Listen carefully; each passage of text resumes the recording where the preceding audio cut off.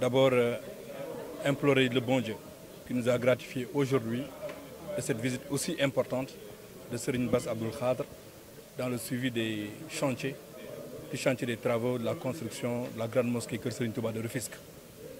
C'est aussi remercier toutes les autorités administratives et politiques qui aujourd'hui ont magnifié leur soutien à notre projet en accueillant le marabout comme nous qui est venu faire une visite de chantier. C'est comme il a l'habitude de le faire, visiter les résidences Keur Serigne Touba.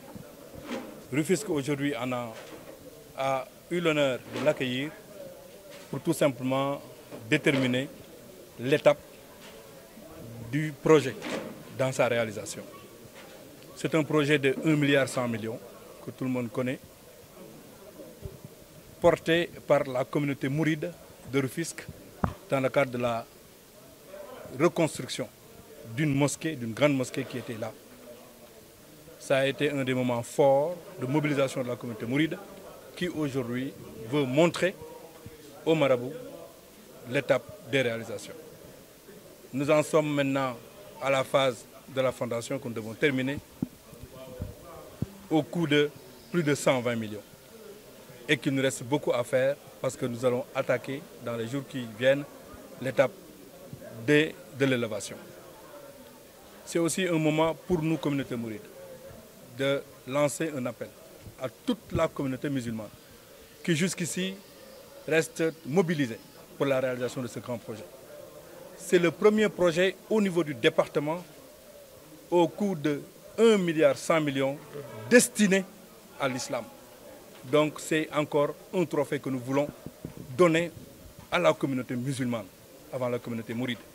Si nous faisons appel à tous les musulmans, mais le mouride a effectivement cette volonté de servir Cheikh Ahmadou Bamba. Et là, nous le soutenons pour un appel particulier à tous les talibés, de savoir que ce projet-là, c'est un projet musulman soutenu par la communauté mouride. Nous leur appelons à beaucoup plus de soutien.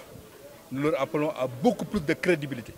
Nous leur appelons à beaucoup plus de mobilisation pour que, Inch'Allah, à ce moment-ci de l'année prochaine, si on n'a pas une mosquée finie, on aura une mosquée dans laquelle quand même la communauté peut encore prier.